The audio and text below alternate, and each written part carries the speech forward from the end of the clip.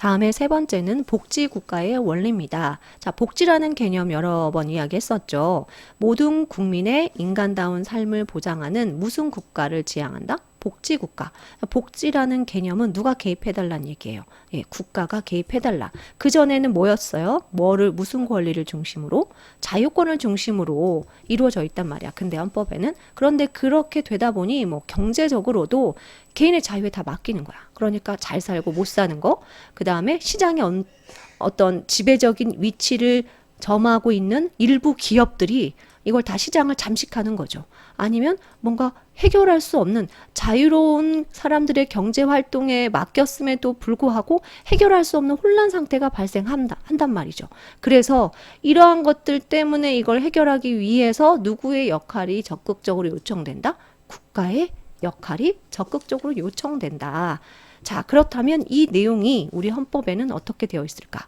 자, 우리 헌법 전문에는 안으로는 국민 생활의 균등한 향상을 기하고 뭔가 격차 문제를 해결하겠다는 얘기죠.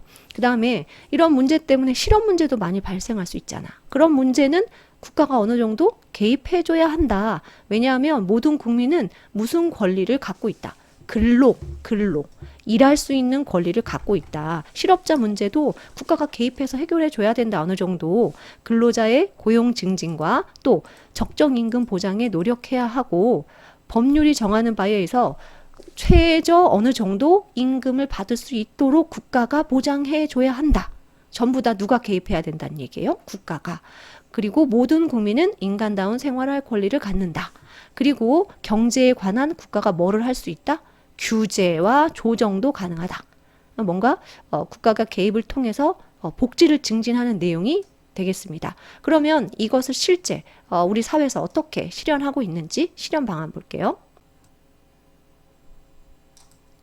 자, 실현 방안을 보자면 사회보장제도가 있습니다. 사회가 보장해줘서 얻을 수 있는 혜택이란 얘기예요. 공공부조, 사회보험, 사회서비스 있는데 다 다른 거예요.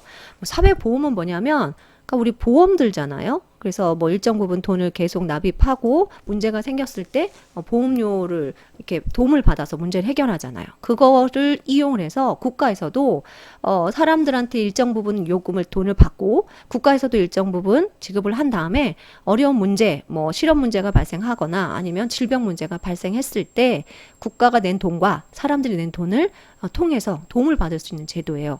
뭐 예를 들자면 우리 의료보험 제도.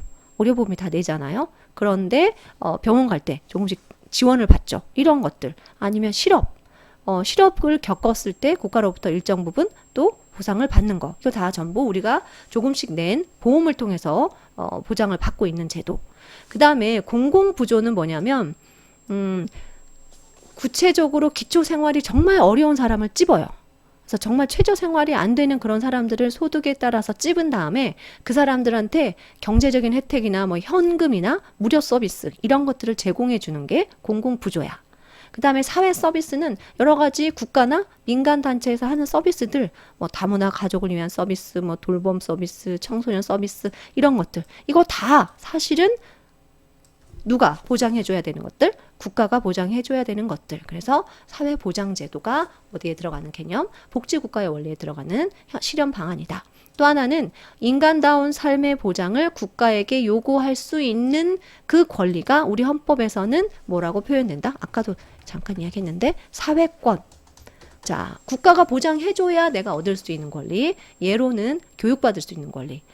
일할 수 있는 권리, 쾌적한 환경에서 내가 살 수 있는 권리, 이런 것들 전부 다 국가를 통해서 얻을 수 있는 권리들. 자, 이게 실현 방안이 되겠습니다.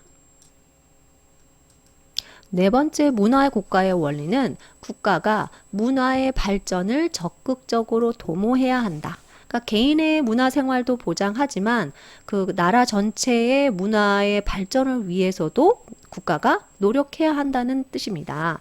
관련 헌법 조항으로는 뭐 우리나라 헌법 전문에 유구한 역사와 전통에 빛나는 그리고 구조에 국가는 무슨 문화를 계승하고 발전하는 데 노력해야 된다? 전통문화. 전통문화를 계승하고 발전하는 데 노력해야 하고 또 개인이 문화생활을 즐길 수 있도록 개인의 뭐를 증진해야 된다? 평생 교육을 진흥하여야 된다. 그러니까 우리가 학교 다니는 것만 교육이 아니잖아요. 사실 어른들도 교육이 필요하거든요. 이러한 문화생활을 할 수 있는 것들을 국가가 적극적으로 도와야 한다. 자, 그리고 실현 방안 보겠습니다. 개인의 문화생활에 대해서 국가가 지나치게 간섭하는 건 안 된다. 그래서 학문의 자유, 예술활동의 자유, 뭐 종교의 자유, 뭐 양심의 자유 이런 것들 개인의 문화생활을 위한 것들을 보장해줘야 하고 문화의 중흥을 위해서 국가가 노력해야 하고 그 다음에 누구든지 교육받을 수 있도록 의무 교육 제도를 실시하는 것이 문화국가의 원리를 구체적으로 실현하는 방안이다. 다섯 번째 우리 헌법이 따르고 있는 원리로는 국제평화주의입니다. 전 세계가 두 번의 세계대전을 겪었잖아요. 그리고 난 다음에 이제는 우리나라만이 아니라 세계의 어떤 평화도 되게 중요하다는 걸 인식하게 된 거죠. 그래서 국제 질서를 존중하고 세계 평화, 인류 번영을 위해서 노력해야 한다. 그 내용을 우리 헌법에도 명시하고 있다. 왜냐하면 두 차례 세계대전 이후에 뭔가 전쟁은 서로 다 공멸하는 것이니까 평화를 추구해야 된다는 의식이 확산되어서 이러한 내용들을 우리 헌법에 채택하게 됩니다. 그러면 관련 헌법 조항을 볼게요. 밖으로는 항구적인 세계 평화와 인류 공영에 이바지한다. 대한민국은 국제 평화의 유지에 노력하고 뭐를 부인한다? 침략 전쟁을 부인합니다. 침략 전쟁. 그러니까 침략 전쟁이라는 것은 영토를 확장하기 위함이나 우리나라 이익을 위해서 다른 나라를 침략하는 거거든요. 이거 안 한다는 얘기입니다. 자, 또 하나는 헌법에 의해서 다른 나라와 약속을 맺을 수 있죠. 다른 나라와 계약을 맺을 수 있는데 그걸 뭐라고 하느냐? 조약이라고 하거든요. 헌법에 의해서 체결되고 공포된 조약과 국제적으로 사용되는 법규, 일반적으로 승인된 국제 법규는 우리나라 법과 같은 효력을 가진다. 그러니까 우리가 다른 나라와 맺은 조약도 국내법과 같은 효력을 갖고 존중한다라는 뜻이 헌법 조항에 있습니다. 또 외국인, 우리나라에 있는 외국인들이 있잖아요. 외국인조차 그 지위가 보장된다. 안을 보겠습니다. 자, 아까 국제법을 존중한다고 했죠? 국제법은 우리나라 뭐와 동일한 효력을 지닌다? 국내법과 동일한 효력을 지니고 존중한다. 그리고 침략전 전쟁을 부인한다. 근데 여기서 오해하면 안 될 게 일체의 전쟁을 금지한다는 것은 아니에요. 그러니까 우리나라 영토를 확장하기 위해서 우리나라 이득을 위해서 다른 나라를 침략하는 그런 전쟁은 안 돼. 그 전쟁은 안 되고 자, 하지만 우리나라 국토를 방위하기, 지키기 위한 전쟁은 가능하다. 얘는 O, 얘는 X가 되는 거예요. 그 다음에 외국인은 그 지위가 우리나라에서 보장된다고 했죠. 그런데 무슨 원칙에 따르냐면 상호주의예요. 상호주의. 이는 뭐냐면 그 나라가 우리나라 국민에 대하는 것처럼 우리도 그 나라 국민을 우리나라에서 대한다는 얘기예요. 그러니까 미국에서 우리나라 국민이 대우받은 대로 그 지위대로 우리나라에서 미국인에 대한 지위를 보장하겠다. 상호주의라고 합니다. 그리고 국제평화유지활동 참여라든가 국제기구 참여가 구체적인 국제평화주의 실현 방안이 되겠습니다. 자, 마지막 헌법 원리로서 평화 통일의 지향 내용이 있습니다. 얘는 다른 나라에는 없는 내용들이에요. 그러니까 우리나라가 지금 분단되어 있기 때문에 그 통일을 평화적인 방법으로 추구해야 한다는 내용이 특이하게 이제 특별하게 우리나라에는 헌법에 있는 거죠. 자, 통일을 할 때는 반드시 민주적인 수단과 강압적인 어떤 방법이 아니라 민주적인 수단과 방법에 의해서 통일할 거다. 그리고 그것이 자유민주적 기본 질서의 실현을 가져올 수 있도록 통일할 거다. 그 내용이 나와 있다는 얘기예요. 그럼 관련 헌법 조항 보겠습니다. 평화적 통일의 사명이 입각하여 자, 대한민국은 통일을 지향하며 민주적 기본 질서에 입각한 평화적 통일 정책을 수립하고 이를 추진한다. 이렇게 헌법에 명시를 한 거고요. 특히 통일과 관련해서 대통령입니다.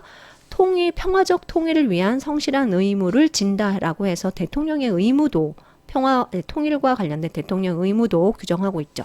자, 구체적인 실현 방안은 이걸 추진하기 위해서 우리는 다양한 평화 통일 정책을 수립하고 실천합니다.